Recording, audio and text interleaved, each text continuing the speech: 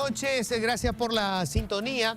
Vamos a hablar de un tema peliagudo, un tema difícil, pero es un tema que tenemos que encarar porque esto nos va a reventar ya en el próximo gobierno. O sea, de hecho ya está reventando ahora, ya está teniendo serios problemas.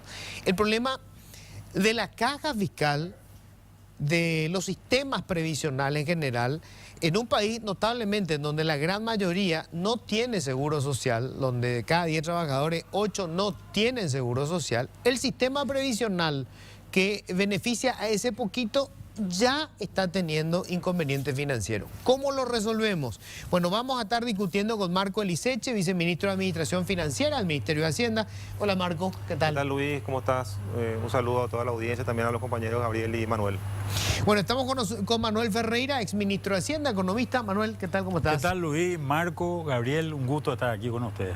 Bueno, y Gabriel Espínola, es secretario general adjunto de la OTEP Auténtica. ¿Qué tal, Gabriel? ¿Cómo estás? Buenas noches, Luis, al viceministro, aquí a Manuel y a la audiencia. Bueno, la intención es un poco poner sobre la mesa cuál es la situación y qué se puede hacer, porque obviamente cualquier salida tiene que ser acordada, o sea, como nunca esto requiere un acuerdo social y político para encontrarle una salida. Me gustaría, Marco, empezar un poco contigo recordando cuál es la situación hoy de la caja fiscal. Bueno, Luis, la situación de la caja fiscal básicamente está arrastrando una situación deficitaria ya de varios años atrás. Nosotros venimos informando periódicamente esto en los informes oficiales. Vemos un deterioro, obviamente, en las finanzas de la caja. Como sabes, es muy complejo la caja en el sentido que tiene diferentes subsectores dentro de su estructura.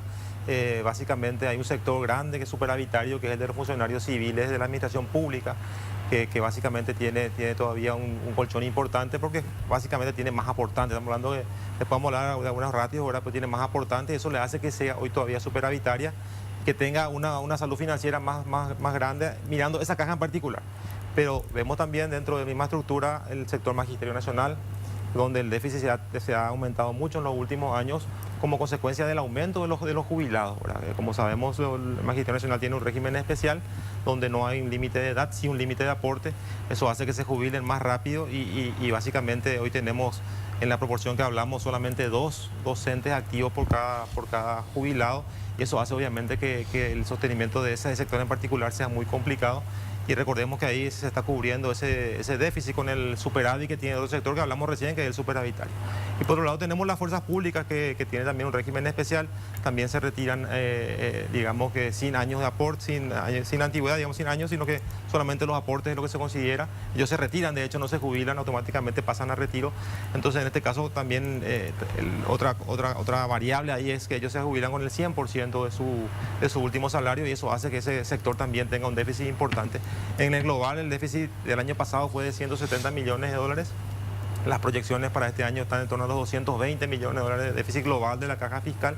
Y si proyectamos eso hacia adelante sin hacer ningún cambio de las variables, vemos que para el 2027, la situación de la caja, 2027 estaríamos entrando ya en una situación crítica porque los recursos acumulados, los excedentes acumulados de la caja se estarían ya agotando. Y ahí es donde nos preguntamos qué vamos a hacer, ¿verdad? Cuáles son las variables que podemos barajar en ese momento y la idea justamente, como bien decís Luis, es consensuar entre todos los sectores, llegar a acuerdos para poder, si es posible, una reforma integral, definitiva, que sería lo ideal. Sabemos que eso es complicado, pero también nosotros de Hacienda planteamos tal vez dar 2 pasos, ¿verdad? Primero una modificación de contingencia, por llamarlo de alguna manera, o preliminar, digamos, con algunos ajustes que nos den un poco más de tiempo para justamente llegar a ese debate amplio de la reforma integral. En el 2027, según los cálculos actuariales sobre esta base, ¿de cuánto sería el déficit global? Y estamos hablando al 2029, porque son de 10 años de la posición, son 2.500 millones de dólares que sería el déficit acumulado a ese tiempo, ¿verdad? Acumulado, a lo largo del tiempo. Desde el 2021 hasta el 2029, si tomamos los déficits de 10 años sería 2.500 millones. ¿Y por año más o menos cuánto? Y ahora vamos a cerrar en 220, pero esto va a ir creciendo, sí, a medida justamente sí, pero para tener una idea, en el 2029, sí, ¿cuánto del presupuesto se tendría que destinar a cubrir el agujero? Y 2.500 millones de dólares sería... Ese es en el año. Claro, porque las reservas se van a agotar, o sea, a partir de ahí vamos a empezar a usar solamente los aportes de los Sí, claro, jubilados, sí. y la diferencia va a tener que ser cubierta con impuestos, ¿verdad? O sea, la diferencia en el 2029 sería 2.500 Sí, millones así es. de dólares. Sí. Manuel, hace rato se viene advirtiendo, esto va a pasar, esto va a pasar, esto va a pasar y finalmente está pasando, ¿verdad? ¿Hay algo que hacer, digamos, para paliar, para evitar, para postergar, o necesariamente hay que meterle ya mano a una reforma de fondo? Bueno, mira, yo creo que cualquier cosa que se haga va a implicar una reforma, ¿verdad? Porque hoy lo que se está haciendo, se está cumpliendo las leyes tal cual están, ¿verdad? Y estas leyes tal cual están te están llevando a un precipicio, ¿verdad? Estos 2.500 millones, yo quiero poner nomás en contexto esto, ¿verdad? Estos 2.500 millones de dólares que está hablando Marco, hoy el Paraguay recauda, y corregime Marco si me equivoco, en el orden de los 4.500 millones de dólares de impuestos. O sea, estamos hablando de más del 50% de los impuestos que recaudamos hoy. Posiblemente tengamos incrementos en algún lugar para eso, pero son números muy grandes. Y nosotros tenemos, a mí me parece que uno de los problemas centrales que nosotros tenemos es que la gente se jubila muy joven, ¿verdad? Y al jubilarse la gente muy joven, no tuviste luego tiempo de acumular. Este es uno de los problemas. El otro de los problemas que es importante de señalar es la gente se jubila con un salario que es muy alto. Si vos esto lo tomases en un sistema de capitalización individual, es decir, yo retiro lo que yo aporté, ¿verdad? Que no es el caso de Paraguay, pero que si esto sirviese de esa manera, yo estaría aportando un 16%, más o menos, estaría aportando durante un tiempo relativamente corto. Vamos a suponer, me recibo de la facultad 23, 24 años, aporto 25 años, tengo 49 años cuando aporté, hoy la expectativa de vida anda por los 75, 76 años. Aporté 25 años y tardé 30 años en morirme, ¿verdad? Y aporté el 16% o más incluso, ¿verdad? El 25% de lo que ganaba, pero retiré el 100%. Entonces, yo tengo por cada 4 años de aporte, 1 año garantizado de jubilación. Y esa es más o menos, haciendo con 25%, claro. ¿verdad? Que es lo que tiene el sector privado hoy, ¿verdad? Es la situación del sector privado hoy, ¿verdad? Y estoy hablando, en realidad ese no es todo el aporte jubilatorio, porque gran parte de eso también va a salud en el sector privado. Pero tenemos ese problema de que aportamos poco durante un tiempo de vida. Y durante el tiempo, digamos, de jubilación, el tiempo de jubilación cada vez se extiende más y cada vez es más largo, ¿verdad? Este es un problema que lo han vivido otros países. Lo viven. Claro, lo siguen viviendo. Fíjate el ajuste durísimo que tuvo que hacer Brasil, por no irnos muy lejos, ¿verdad? Esto en Europa es un problema de que los fondos no alcanzan, directamente no alcanzan. Y la gente dice que se jubila a los 65, pero sigue trabajando porque no, con la plata que recibe no le alcanza. No le alcanza. Y la ley hoy acá mismo dice, bueno, si la plata no alcanza se prorratea, ¿verdad? Se prorratea, que es lo que va a terminar pasando. Este problema individual, y digo nomás para no convertirlo en un problema individual, este problema individual cuando lo llevamos al colectivo, se convierte en un problema intergeneracional, ¿verdad? Es decir, hoy los jóvenes están pagando por los viejos. Cuando estos jóvenes de hoy sean viejos, los jóvenes de mañana no van a poder, no les va a alcanzar para poder pagarle a los viejos de mañana, ¿verdad? Entonces la situación es preocupante porque acá, más allá de cualquier perspectiva que se pueda tener de carácter político de compañía, este es un tema de números, ¿verdad? Este es un tema de números y los números es un problema tienen que sumar. Económico y un problema social, porque la jubilación es un derecho al que todos tenemos que acceder. Me gustaría saber, Gabriel, cómo se está analizando esto desde el sector de los docentes. considerando un par de cosas, ¿verdad? Uno, el sector de los docentes, digamos, uno de los pocos probablemente, si se quiere, estímulos para entrar es que tenían la posibilidad de jubilarte joven, ¿verdad? Porque el salario es miserable, porque todavía no se crea una carrera del sector educativo para que vos digas, bueno, yo tengo esta proyección y puedo llegar a esto. Si uno de los pocos estímulos era la posibilidad de jubilarte joven.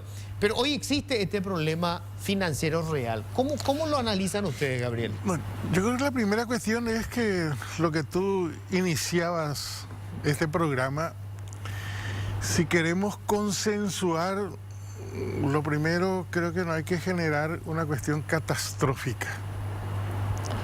Yo creo que es falaz decir que va a ser 2.500 millones de dólares, porque el déficit no se arrastra. El déficit que cada año se enjuaga. Esa es una primera cuestión. Porque si no quiere decir que el déficit presupuestario de este año se arrastra al siguiente. Y eso no es cierto. Y los economistas saben de eso. Entonces yo creo que primero bajemos un poco los decibeles. Y bajar los decibeles para iniciar desde el artículo 1 de la Constitución Nacional. ¿Qué es lo que es el Paraguay? Estado social de derecho. ¿Qué es lo que significa ser Estado social de derecho? Entonces, partamos de ahí para ir al consenso. Porque si no, vamos a ir al mercado que nos va a generar precisamente el consenso. Y tú planteas creo que con cierta sabiduría, no es un problema de número nomás. Entonces, es un problema político fundamentalmente. La caja fiscal existe del año 1909. Cierta carrera en el magisterio existe del año 21, que se generaron 7 categorías de docentes. Después de 94 años se produce una reforma de la caja fiscal. ¿Y qué pasó en esos 90 años? ¿Dónde estuvo la crisis? El IPS se crea en el año 43. Bueno, pero es lógico, Gabriel, no tenías casi jubilados. Los jubilados los tenés ahora, más vale. ¿Cómo que no? Y claro, los primeros años que creaste la caja no vas a tener jubilados. De los años 30 tenía ya jubilados. Ramón Indalecio Caroso se jubiló en el año 36. Sí, bueno, pero ¿cuántos jubilados tenía? El número era insignificante. Pero tampoco tenía la población. Y bueno, pero lógico, pero ahora es un problema real porque la cantidad de jubilados que tenés. Ahora se ha creado como un problema real. Y los del Ministerio de Hacienda son en gran parte responsables de esto. ¿Cómo es que un estudio económico dice que a partir del 2015 se produce un descalce irrecuperable? ¿Qué pasó? Tendría que explicar qué pasó. O sea, ¿por qué se produjo ese descalce? No se produce porque al 2015 se aceleró un proceso de jubilación, que no lo hubo. Números normales. Si hoy tenés dos aportantes por cada jubilado, tu relación es esa. O sea, eso es real, no es un invento. Sí, es real. Y entonces eso financieramente no puede calzar jamás. Sí, se puede calzar. ¿Cómo? Si no se hubiese producido el despojo del año 2015, se hubiese podido calzar. Hubiese dado ciertos déficits probablemente.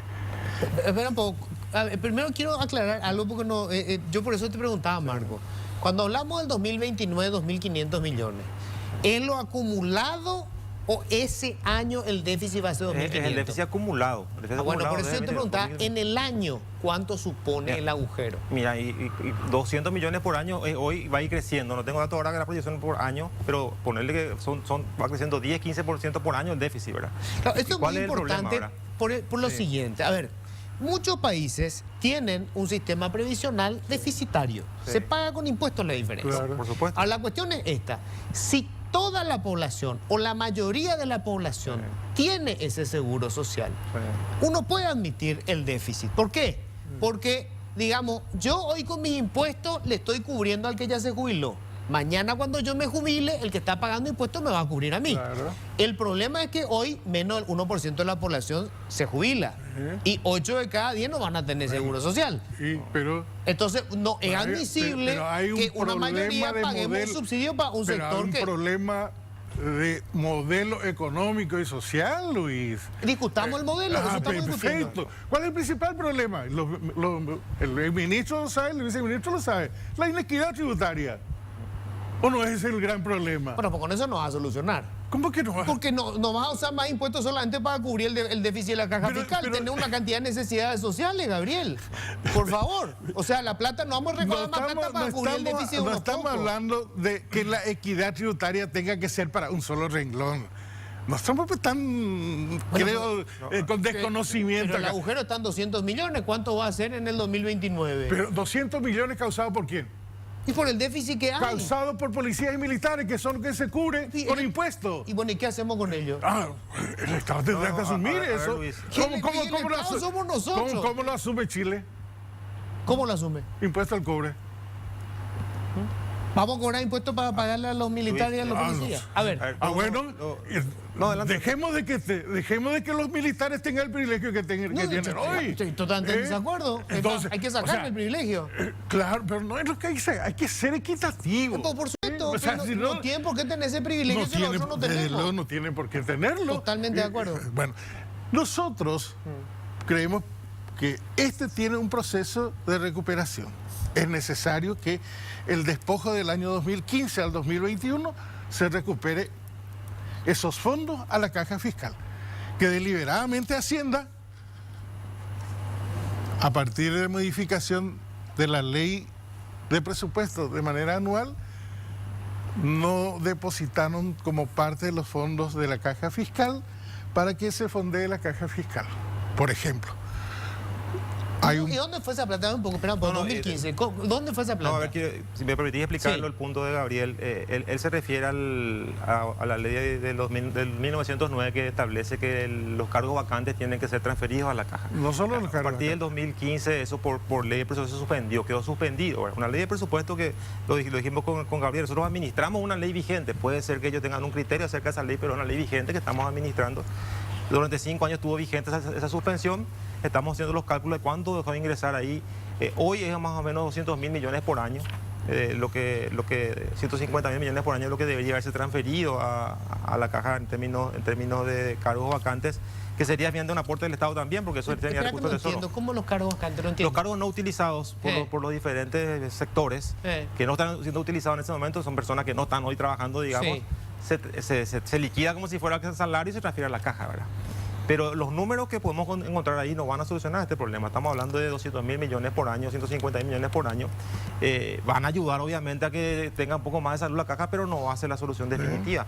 Acá el problema que mencionaba Manuel es la transferencia intergeneracional. Y ese es el problema principal.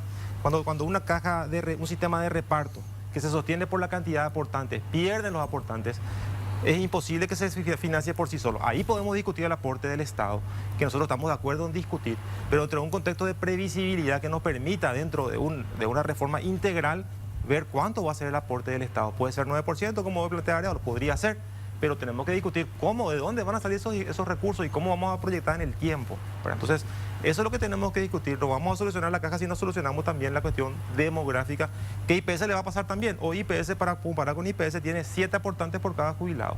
Tiene 30 años de salud financiera aproximadamente, pero dentro de 30 años también va a ser un problema para IPS porque el bono demográfico se va a agotar y ya no va a haber 7 por cada. Ese es un problema que no vamos a poder resolver, ¿verdad? Y como dice Gabriel, tenemos que discutir la cuestión tributaria también seguramente en algún momento, ¿verdad? Sí, claro.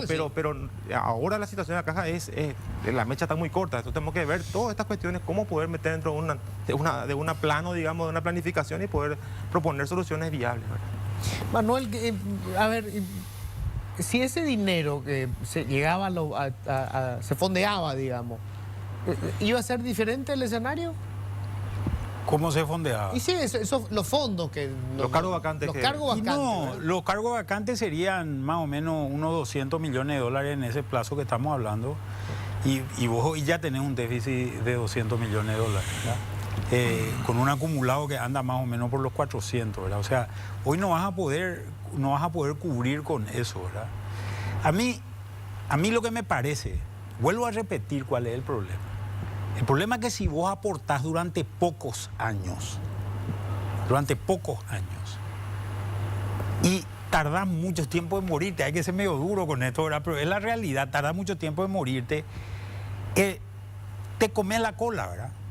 Y esto se produce de una generación a otra. Este es un problema serio.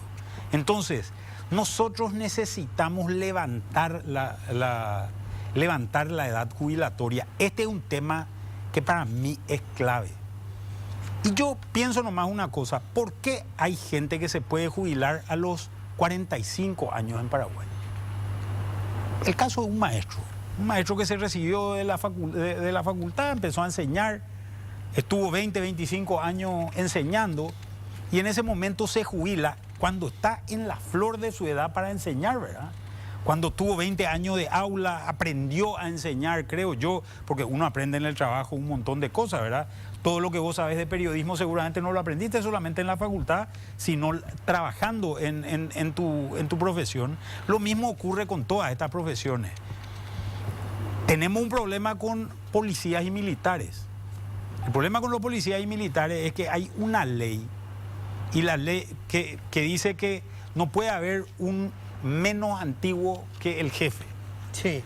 Entonces, cuando el comandante en jefe es de una remesa, todos los que son más antiguos que él pasan todos al retiro.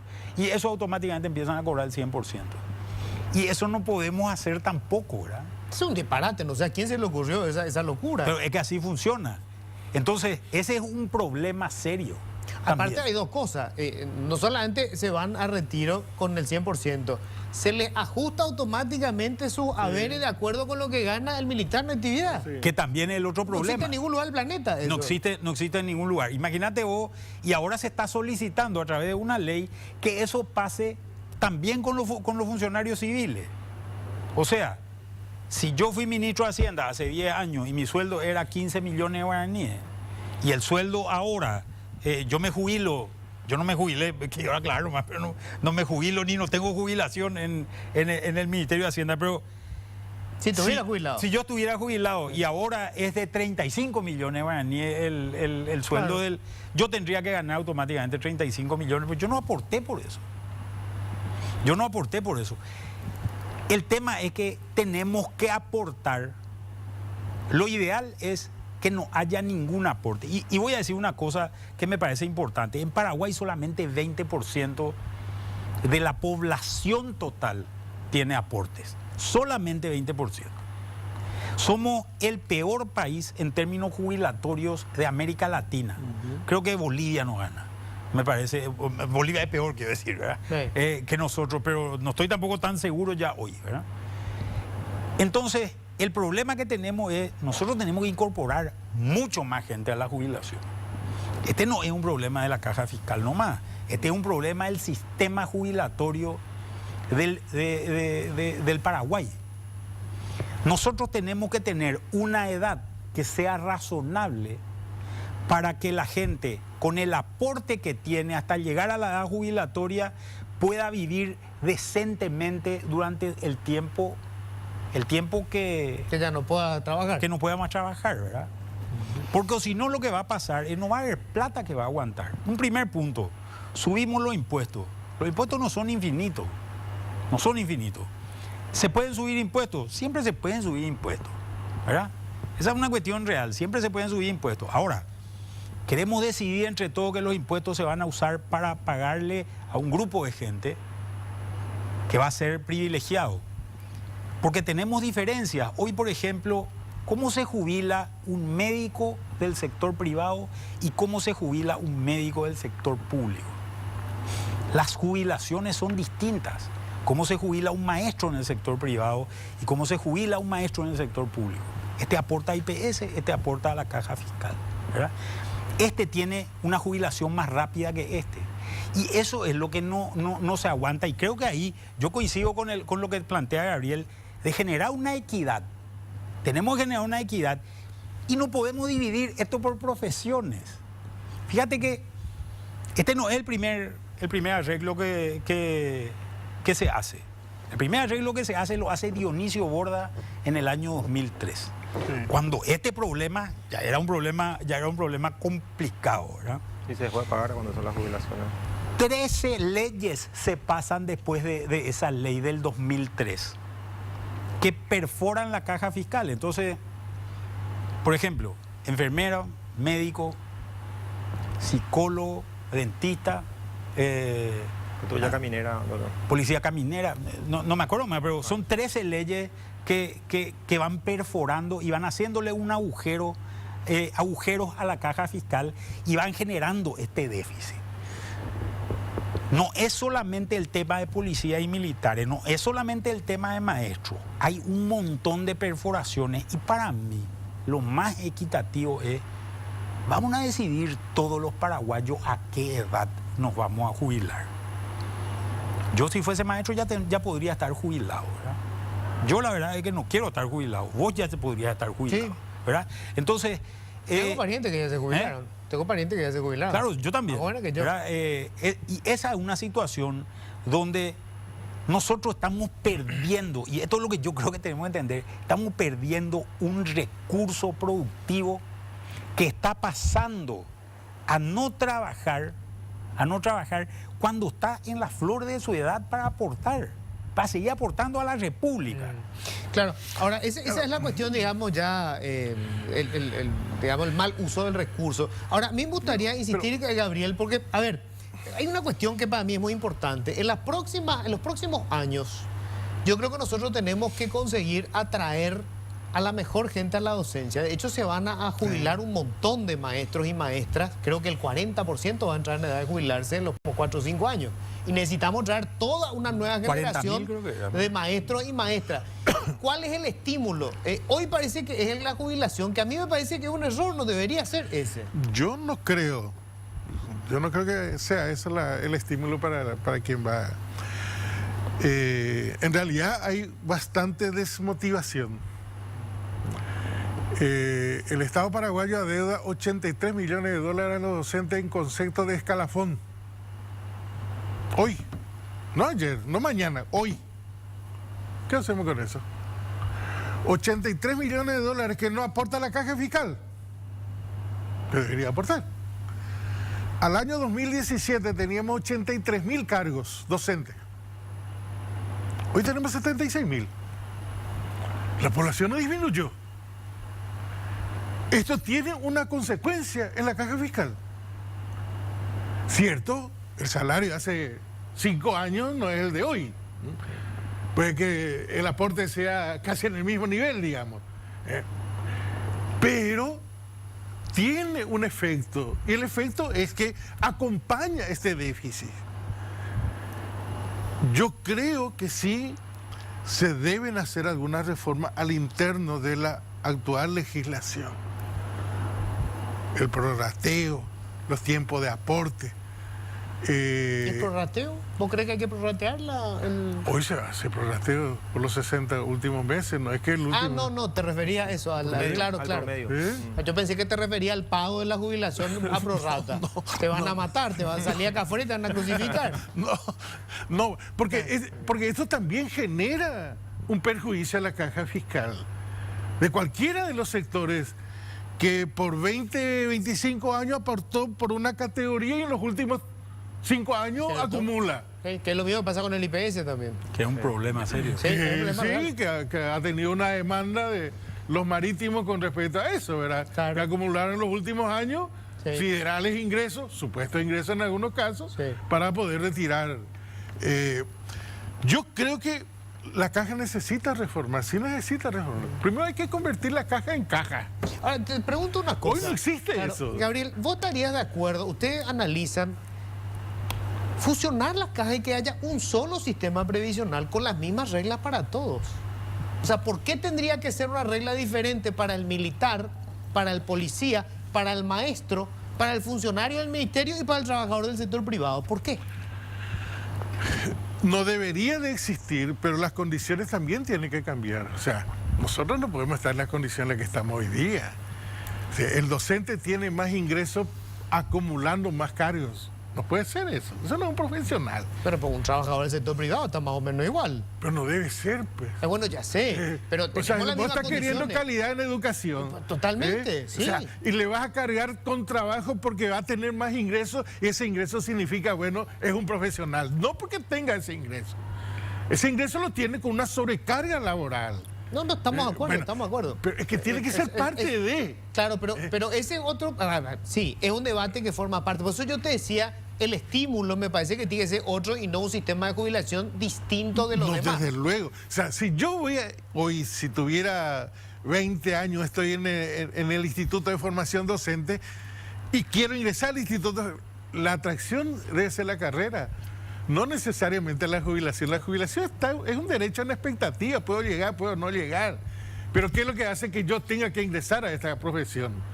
Y hoy no se tiene eso. O sea, ingreso a la profesión, tengo 5 años, no me pagan mi escalafón, voy a una beca, me especializo, vengo, paso al freezer.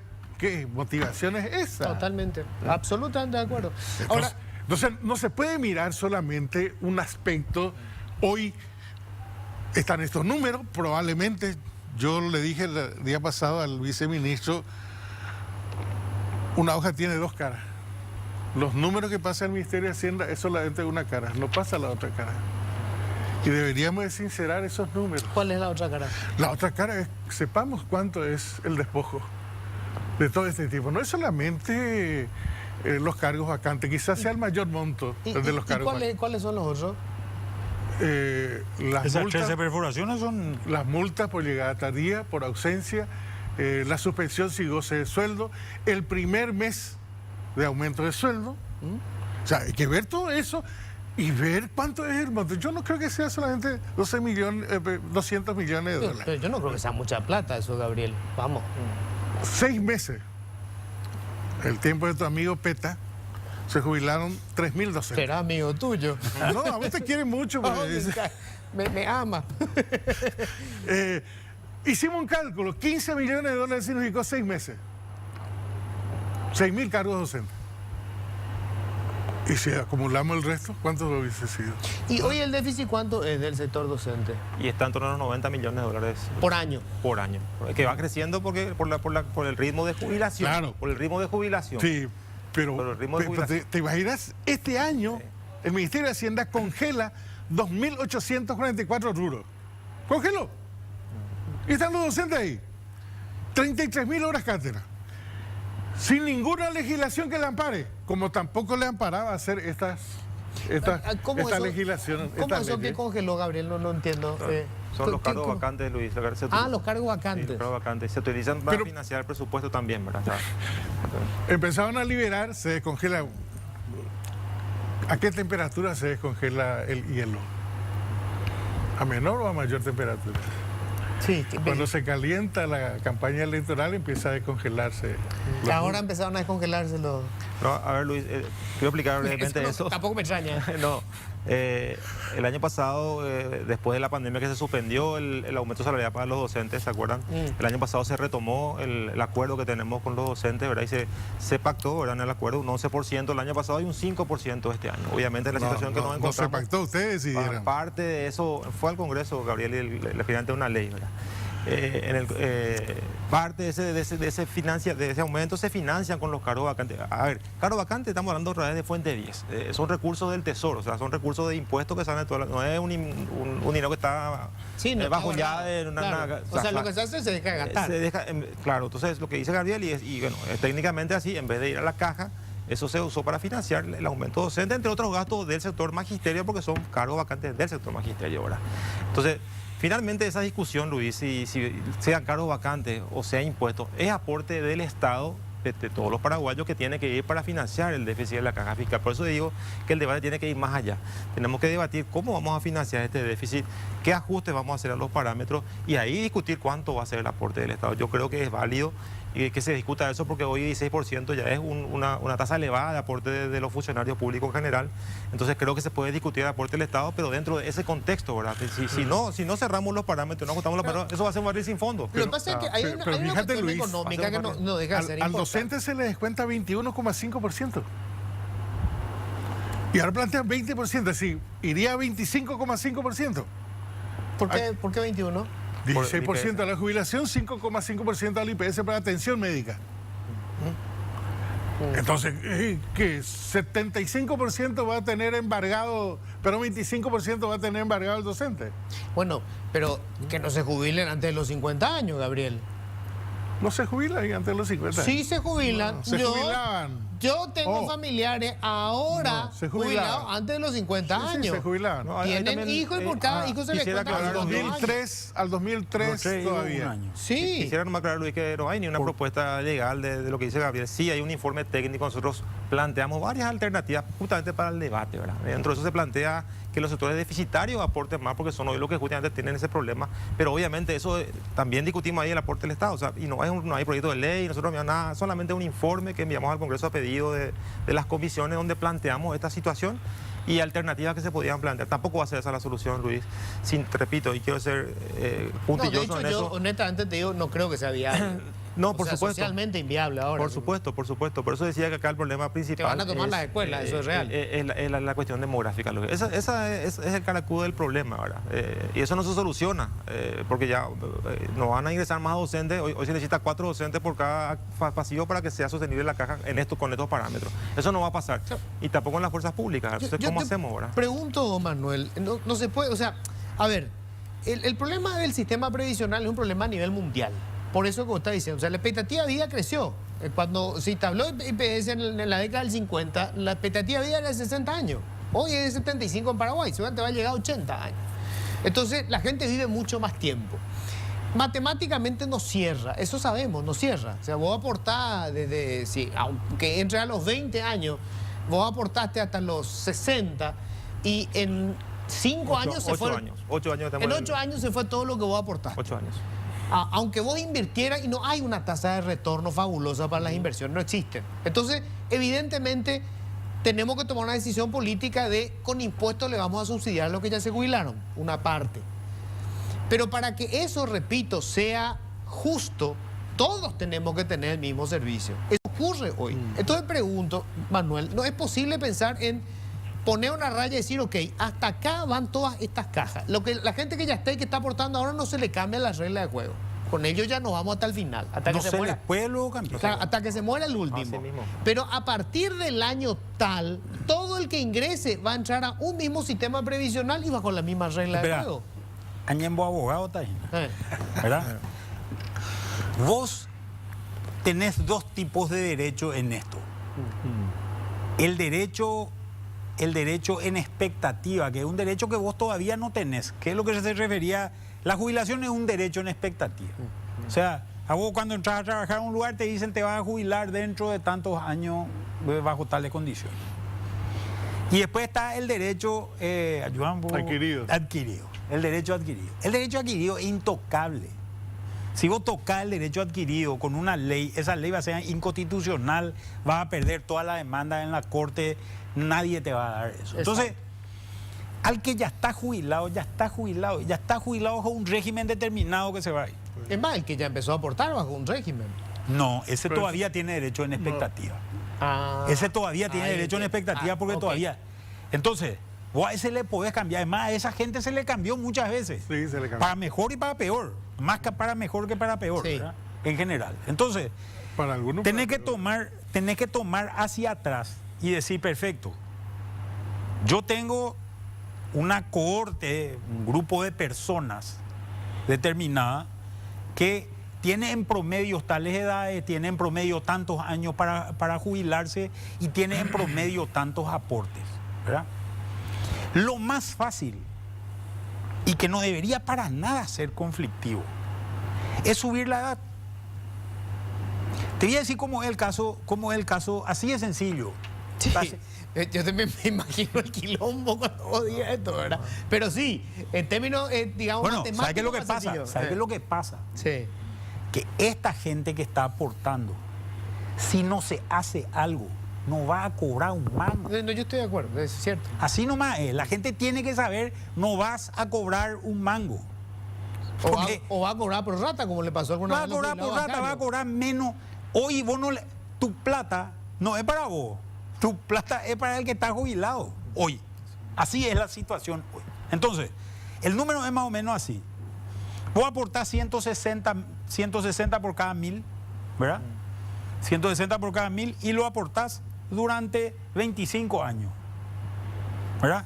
Sumás todo eso, multiplicás, ponerle que te recibiste de la facultad a los 22, aportás 25 años, a los 47 te jubilas. Ese número da 48.000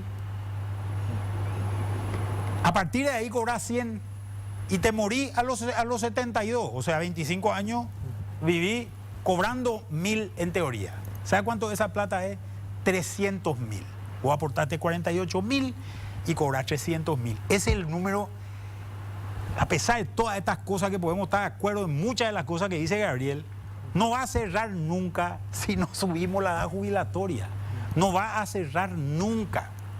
Entonces, lo primero que acá tenemos que decir es ¿a qué edad se van a jubilar los paraguayos? Esta es una discusión de Brasil, esta es una discusión de Europa.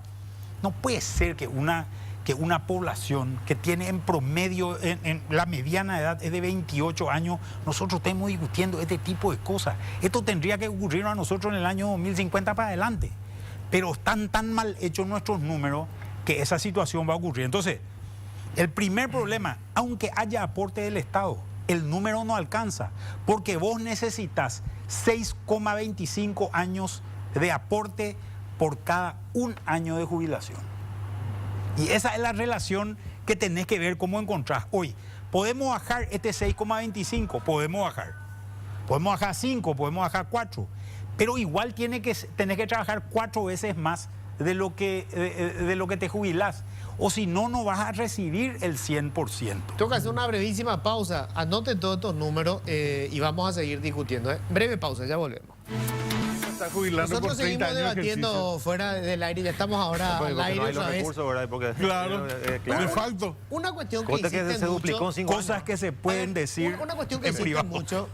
No, ya estamos al aire, ¿eh? Bueno. No, cosas que se pueden decir en privado, pero no en público. Ah, bueno. A ver, algo que se menciona mucho es que nunca hubo el aporte del Estado. ¿Cómo hacemos eso? Porque en realidad el Estado aporta, porque estamos cubriendo el déficit de la caja fiscal. Y el Estado, en realidad, somos los contribuyentes. No hay un ente, una entelequia. Luis, Estamos poniendo nuestros hacer impuestos. una aclaración. El Estado aporta para policía y militar. No aporta para el resto. Sí, para los docentes también. No. Claro que sí. No. Pero ¿sí? ¿Cuánto? ¿90 millones de dólares? No, eso se financia con el no, superávit. se cubre con el superávit de los otros. Exacto. Cierto. A ver, Luis, Tenés razón. Hoy es cierto. Aporta al decir, Estado, como dice Gabriel, aporta al Estado a un sector en particular. Y también está el aporte que hace 10 años se paga, el tema de la gratificación, ¿verdad? Que no es un monto menor, son 50 millones por año más o menos de dólares. O sea, ya se aportó en la gratificación casi 500 en los últimos días, 400 en los últimos 10 años. Pero bueno, a lo que vamos es que ese aporte se debería distribuir en todos los sectores. Yo creo que lo que tenemos que discutir es si va a haber aporte del Estado, debería haber en todos los sectores, no solo en un sector, ¿verdad? Creo que ese tiene que ser parte de la reforma, de la discusión, de cómo distribuir de manera equitativa, así como podemos hablar de la edad, que también se debería uniformar, o por lo menos encontrar equilibrio dentro de las edades, también que el aporte del Estado sea uniforme, ¿verdad? Pero en un contexto, repito, de que eso sea financieramente sostenible, si no, ese aporte del Estado nunca va a acabar, o sea, no que no va a acabar, sino que no va a tener tope. Y lo que decíamos, esto va a ir creciendo a un ritmo acelerado, casi 2.500 millones en 10 años, ¿verdad? Es muchísimo. Y si hablamos de 30 años, el déficit actuarial es 14%, 28% del PIB, ¿verdad? 30 años. Obviamente, cuando vos decís 30 años, ya nadie quiere saber ese número, ¿verdad? Pero es 28% del PIB, el déficit que tenía la caja fiscal. Con estos números, de acá a 30 años, ¿verdad? Claro, ¿y cómo que esto? Sí, yo quiero entender, pues no lo entiendo. ¿Por qué los economistas en estos casos, los dos inclusive lo plantean, de que hay un déficit acumulado si ese déficit no tiene arrastre para el siguiente presupuesto? ¿Por qué se habla de acumulado? No, a ver, los déficits anuales se van sumando nomás, Gabriel. O sea, Sí, pero es una- solamente para una referencia estadística. Claro, o sea, a ver. No es para una cuestión, hay que recaudar eso, hay que recuperar eso, porque si no estamos generando ante la opinión pública también un sentido para dónde tiene que ir. No, claro. A ver, la pregunta de Luis, yo creo que tenés razón en en el eso, 2000, ahora tengo los datos, en el 2028 lo que se va a cubrir son 431 millones de dólares. Ok, ahí está. Ese Y es en el número. 2029 sería 820 millones de dólares. Ahí sí ya hablamos Ese de es que el se va a número. tener que cubrir con O impuestos. sea, ese año 820 millones Claro, de porque dólares hoy ya es con 200, impuestos. hoy ya es 200, o sea, fíjate que hoy ya es 200, o sea, 100, Pero fíjate cómo sube en un año. ¿verdad? Y para el 2028 En un ya año es- se duplica. Ya es 431, ¿verdad? Y en el 2029, 829. O sea, lo peor es que eso va a seguir creciendo. Claro, porque se van a jubilar más pronto las personas y va a disminuir la cantidad aportante. Eso va a ir creciendo demográficamente, al ritmo de la... Claro, por eso yo decía, si no se fusionan las cajas, hay un problema insoluble. El número de docentes no va a crecer de manera exponencial. No, es más, el número de tampoco se funcionarios públicos no va a bajando, crecer. va a ir bajando. El sector superavitario, Entonces, Luis. en algún momento vas a tener más jubilados que aportantes. En 15 años más, el sector superavitario, que hoy tiene 5, ya vas también a entrar en problemas, ¿verdad? Porque como vos decís, el ritmo que entra hoy los funcionarios ya no es de 20 años atrás o 15 años atrás, es mucho más lento, ya están los concursos, ya se respeta más la carrera del sector de los funcionarios y cada vez entra menos personal al sector público. O sea, eso se va a reflejar en el sector superavitario en 15 años más, o sea, que también va a tener problemas el sector superavitario demográficamente Claro, de hablando. hecho, ¿cuántos se van a jubilar? Porque yo entiendo que también en los ministerios la población de funcionarios es de mediana edad, están más o menos en los 50, 50 y pico de años. O sea, en los próximos 10 años se van a jubilar en gran mayoría. Así es. También. Así es. De hecho que se estira más porque llega a los 62 años y obviamente el funcionario público civil aguanta todo lo que puede porque solamente la tasa de retención es 47% nada más si se va a retirar anticipadamente, ¿verdad? Cuando ya cumple la edad. De manera extraordinaria. Claro, y 2% por año. Entonces aguanta hasta donde puede para llegar por lo menos a un 70-65% de tasa de sustitución, ¿verdad? A mí me da la impresión de que, bueno, todo lo hicimos tan desordenadamente en el Estado, ¿verdad? Y me da la impresión de que para generar algún estímulo en la carrera docente, en vez de solucionar el problema de fondo, que es pagar lo que se tiene que pagar de acuerdo con la capacitación que tenga, si queremos nosotros la mejor gente, obviamente en la docencia, y que generamos estos otros beneficios que en definitiva no es gran cosa para cada docente, convengamos que no le cambia la vida, pero suma un costo financiero tremendo para el Estado. Pero es sin garantía de pago. Vos si tenés una expectativa de cobrar realmente, tal vez si tuviésemos 50.000 profesores en vez de tener 80.000, le pagásemos un buen sueldo, habría un estímulo más grande tal vez, habría menos gente, pero un estímulo más grande. Y una jubilación razonable, a una edad jubilatoria razonable, esa gente estaría mucho más realizada profesionalmente, a cambio de lo que tienen hoy, que es una jubilación temprana, pero sin garantía de que van a seguir cobrando. O sea, hoy el docente que se jubiló, tu pariente que se jubiló a los 48, esperemos que cobre toda su vida. Lo más probable es que no cobre toda su vida. Va a cobrar. Bueno, el Estado nunca quiebra, primero eso. Esta es una responsabilidad social del Estado y va a seguir cobrando. Ahora, cobrará menos, cobrará más, eso ya veremos en el tiempo. ¿Vos te acordás antes de Nicanor cómo se pagaban los sueldos? Sí. Antes de que Borda haga la reforma esta, hubo atraso de casi un era medio por timba, era un mes sí, otro mes no, era un desastre. Sí, se pagaba bastante atrasado en la época de González Maqui. Pero lo que tú mencionas, Luis, es la cuestión trascendental para mí. Si el docente que hoy está iniciándose viera de que se cumple con ella, con él, la carrera docente, en el estatuto está establecido mecanismo cómo va a ascender de un grado para otro, no por el padrinazgo, absolutamente. Su desempeño, su formación, su trabajo de investigación, son 3 componentes que tiene el estatuto para, si cumpliera eso, el Estado le retribuye. Hoy el Estado no recauda para pagar el escalafón. Muchos de los que se jubilan perjudicados porque tienen su resolución de cobro de escalafón, pero no hay disponibilidad para esto. Entonces, esto no le consideran su jubilación. Recibe menos.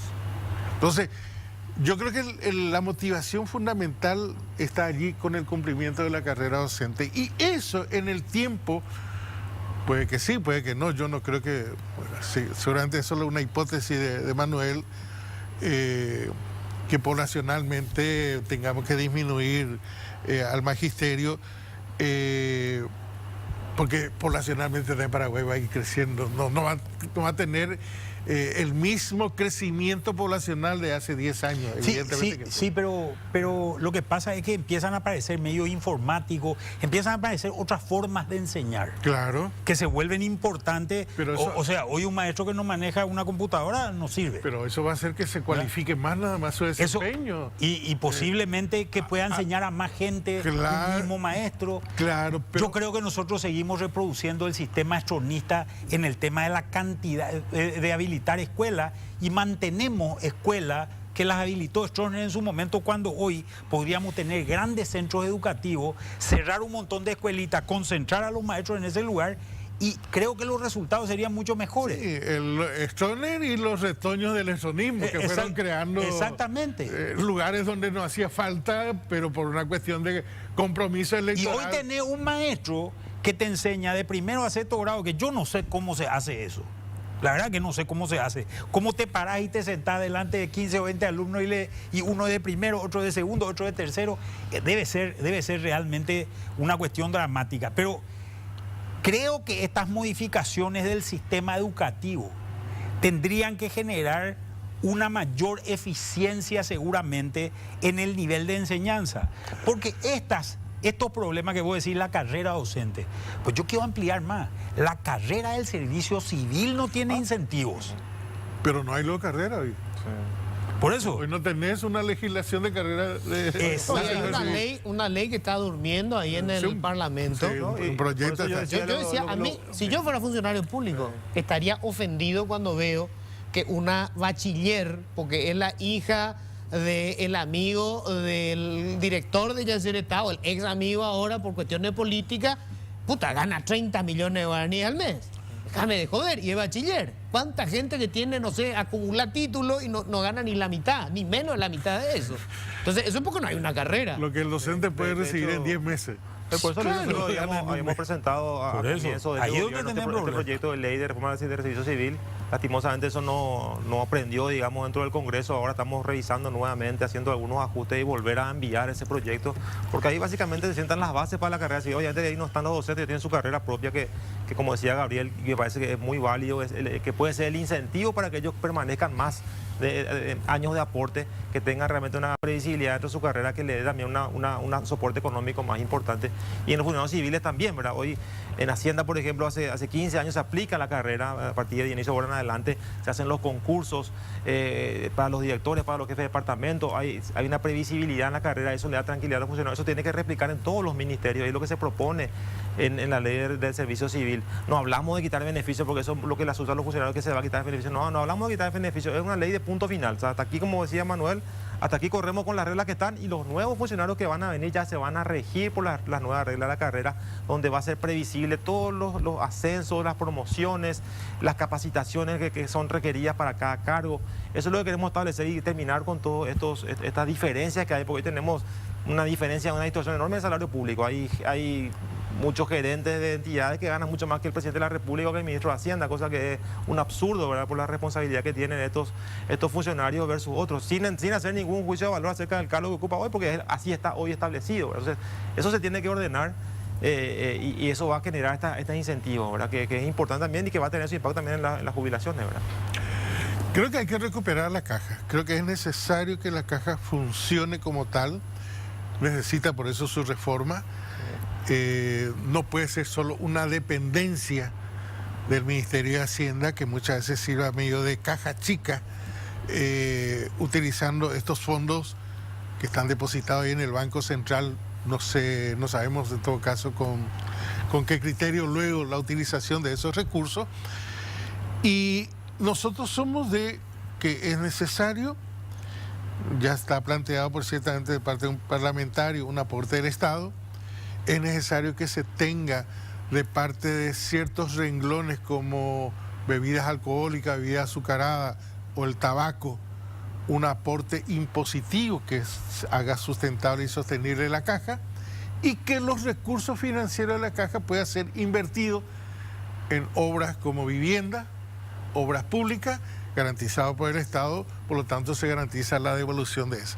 Somos partidarios de que el reparto solidario tiene que sostenerse, y para el efecto hay que volver a reverdecer lo que significa el Estado Social de Derecho, Luis. No, yo estoy de acuerdo, yo no creo en el modelo de capitalismo individual, porque creo que si aplicáramos eso hay un sector enorme de la población que se va a quedar sin jubilación, sencillamente, porque lo que vayan a aportar no va a cubrir jamás una jubilación. ¿Sabe qué es lo que yo creo, Luis, en este tema? Que creo que es importante. Nosotros tenemos que garantizar una jubilación a la mayor cantidad de paraguayos posible. Hoy tenemos Tener que Hoy formalizar tenemos la economía, ¿no? Exactamente. Hoy tenemos una dependencia en el Ministerio de Hacienda que se llama la dependencia de Economía Social, que se dedica básicamente a lo que se llama el programa de adultos mayores. El programa de adultos mayores es gente que cobra un cuarto de salario mínimo y cada vez es más grande. Y el mérito de los políticos es decir, crecimos en el programa de adultos mayores. Yo me acuerdo que cuando era ministro, viene y me entrevista en una entrevista de prensa, vienen unos periodistas y me dicen, ¿qué quiere usted que pase con el programa de adultos mayores? Y quiero que desaparezca, dije. Porque si ese programa desaparece, es porque no necesita más la gente. El objetivo final de este programa tiene que ser que desaparezca, porque hay la suficiente cantidad de gente que ha aportado durante su vida útil y ese aporte durante su vida útil le ha sido posible. Hoy, por ejemplo, vos solamente tenés obligación de aporte en el caso de un personal en relación de dependencia. Yo soy un profesional independiente, no tengo ninguna obligación de aporte. ¿Cómo yo me hago mi jubilación? Y yo agarro mi plata y hago lo que puedo con esa plata, trato de que algo me sobre y eso que me sobra lo trato de invertir. Si hice bien las cosas, me voy a morir tranquilo. Hasta le puedo dejar algo a mis hijos. Si hice mal las cosas, me voy a tener que ir al programa de adultos mayores. Vos no tenés garantías de que la gente haga bien las cosas por sí misma. Tenés que generar esa garantía y eso te genera una externalidad positiva. ¿Cuál es la externalidad positiva? El ahorro. El ahorro gigantesco que lo puede usar para invertir en la economía. Hoy nosotros tenemos un problema serio. El IPS, que es un gran ahorrante, o el principal generador de ahorro en la República, invierte en CDA de corto plazo, que financian el consumo. O sea, el trabajo de los trabajadores, el aporte de los trabajadores no genera más trabajo, genera más consumo. Tenemos que generar un programa donde esa plata se invierta a largo plazo. Lo mismo con la caja fiscal. Yo fui el primer ministro que en el presupuesto 2013 puse que 600 mil millones de guaraníes en aquel momento se use para invertir en la caja fiscal. Yo no fui el que invertí, el ministro que vino después que yo fui el que invirtió. Y me acuerdo cuando quiso invertir tuvo unas protestas tremendas porque la gente no quería que se invierta ese dinero. Es increíble. El dinero de los trabajadores, el trabajador prefiere que duerma ahí, ¿verdad? No que genere recursos que le van a beneficiar a él mismo. Y yo creo que acá lo que nosotros tenemos que garantizar, porque esto es lo que puede garantizar el Estado paraguayo, es una jubilación que le permita a un trabajador tener una vida digna en su vejez. ¿Qué significa eso? Eso significa no sé cuánto, 2 salarios mínimos, 2 salarios mínimos y medio. Hasta ahí tenemos que llegar, Luis. Arriba de eso, yo creo que tiene que existir un sistema de capitalización individual. Uruguay funciona como te estoy diciendo. Un Estado social de derecho funciona como te estoy diciendo. Te garantiza la jubilación, vamos a poner un número, hasta 5 millones de guaraníes. 5 millones de guaraníes. Si vos ganás más de 5 millones de guaraníes, vos tenés la opción de irte a una capitalización individual.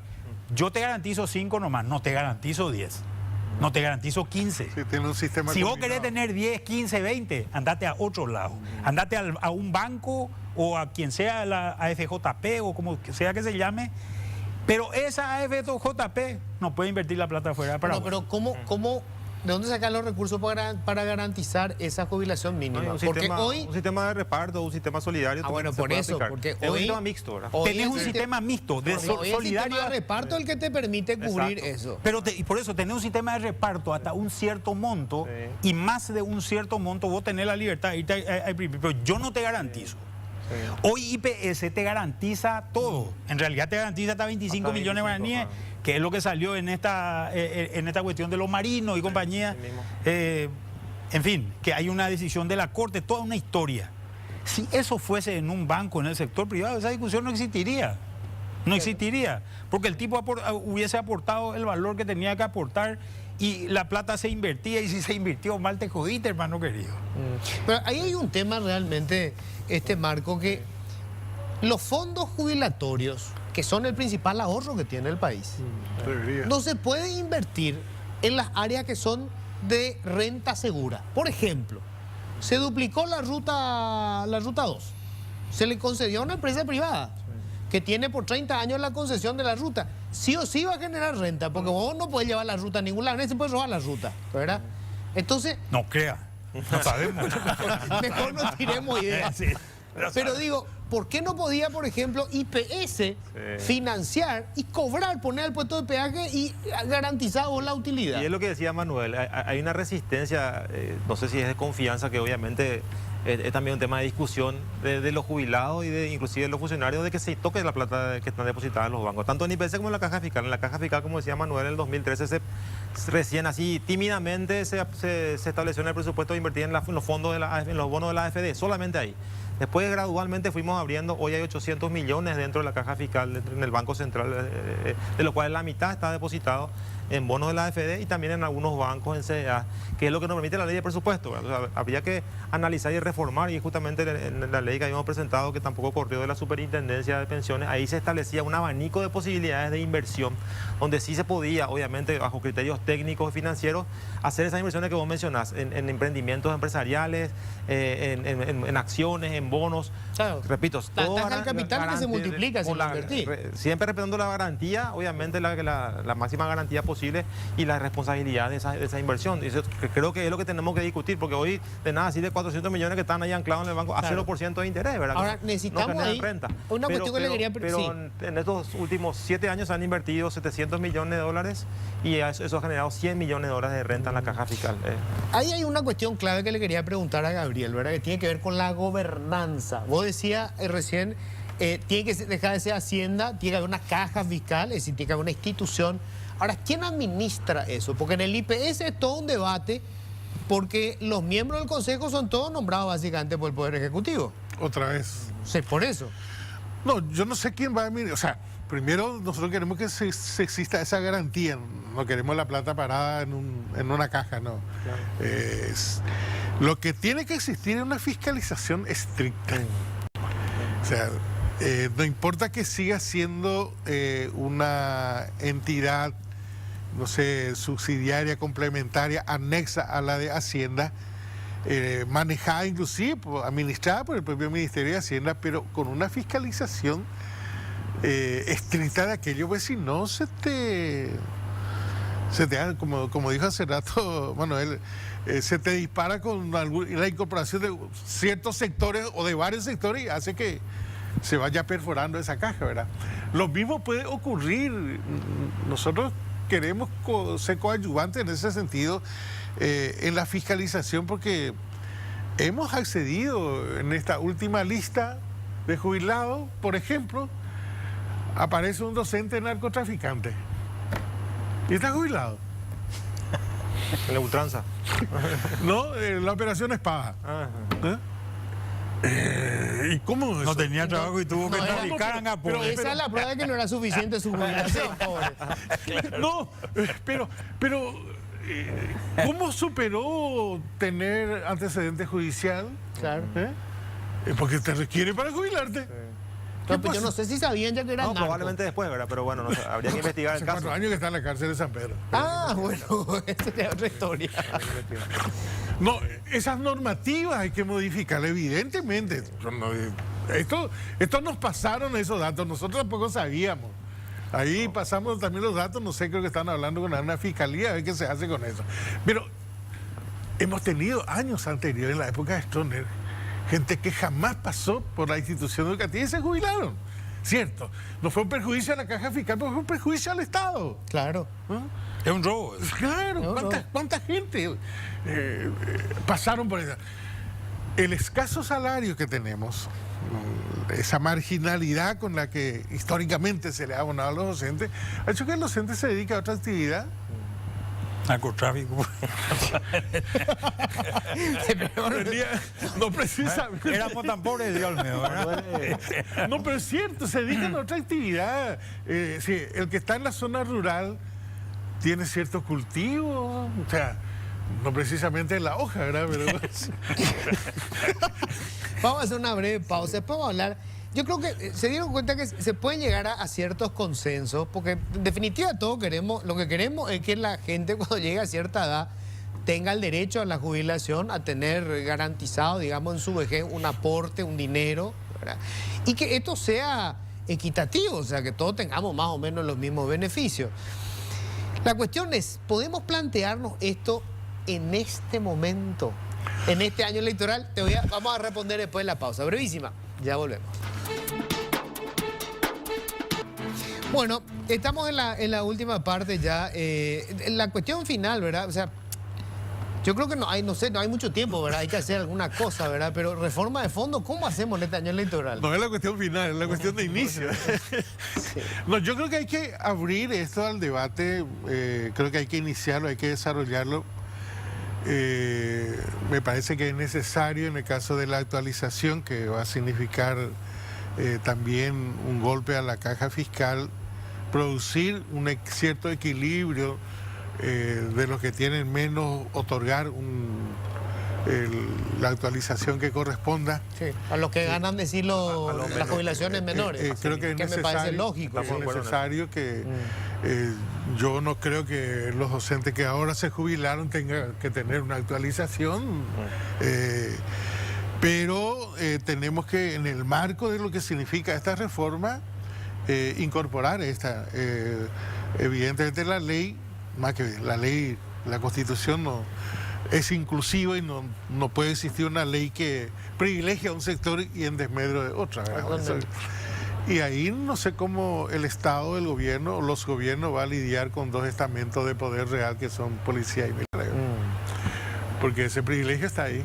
Sí. Y nosotros volvemos a reiterar y a ratificar, es necesario que se produzca el debate, la discusión sobre la base del sostenimiento del sistema de reparto solidario. Manuel. Mira, yo creo que hay que discutir estas cosas en este momento porque este es un problema que quien quiera que sea presidente en el 2023 lo va a tener que agarrar. Mi experiencia, yo en esta época más o menos de un gobierno también fui ministro y se pueden hacer muchas cosas. Se pueden hacer, no hay que dejarse. Yo creo que muchas veces creemos que el gobierno se acaba 2 años antes de cuando realmente se acaba y mucha gente empieza a hacer plancha y nadie quiere más trabajar. Creo que hay muchas oportunidades de presentar proyectos de ley, de presentar alternativas y de generar este debate. Este es un debate electoral, sí, es que si lo querés tomar así, es clave para el debate electoral. Si pasa esta ley de Arévalo, el presidente que venga va a tener que poner 420 millones de dólares para resolver el problema. Ese no va a ser problema de Marco Liceche. Ese va a ser problema del que le suceda a Marco Liceche, sí, es el de él, ¿verdad? Pero ese va a ser problema del que venga después de él. Y esa plata no hay de dónde fabricar si es que no subís impuestos. No hay de dónde fabricar. Vamos a tener que subir impuestos para pagar esos 420 millones que le benefician a 16.000, 20.000 personas, ponerle. Como mucho. Este es un problema, es un problema complejo y es un tema para discutirlo ahora y creo que es un tema que lo tienen que enfrentar los candidatos a presidente. Marco, bueno, en la misma línea de ambos que precedieron, se tiene que avanzar. Yo creo que es un momento oportuno, Luis, porque estamos a la puerta de un año electoral y de un nuevo gobierno. Y si podríamos llegar a ciertos acuerdos y plasmar eso en un proyecto, no sé si ya se va a sancionar ahora, pero por lo menos entregar al gobierno que va a llegar. Acá tenemos un proyecto de ley medianamente acordado, yo creo que es viable. Lo hicimos con la reforma tributaria que se empezó a debatir con el gobierno anterior y terminó con el gobierno entrante y fue una mesa amplia con todos los... En la reforma tributaria, vos sabés que es difícil, Luis, no sale fácilmente. Creo que esto es más difícil con la reforma tributaria porque hablamos de temas muy sensibles como es la jubilación, pero creo que es un momento que se instaló el tema. Tenemos que debatir ahora esta ley de Arévalo, a ver cómo sale esto.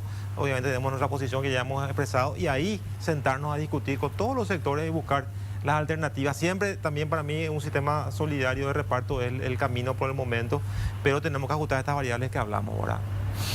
Bueno, se me fue el tiempo. Le quiero decir, porque me escribió un montón de gente acá, ¿por qué no le llevaste a los que están con el proyecto? A todos se le llamó, ninguno estaba. La vez pasada me pasó lo mismo en la radio, me pasaron varios su teléfono, le llamo para hablar y no atienden. Así que yo no voy a estar tampoco como esa niñera detrás de usted para que vengan a contar su versión, déjenme joder. Bueno, muchísimas gracias, ¿eh? Gracias Gabriel, gracias Manuel, gracias Luis. ministro. Muchas gracias. Nos vamos nosotros, que tengan un feliz resto de jornada.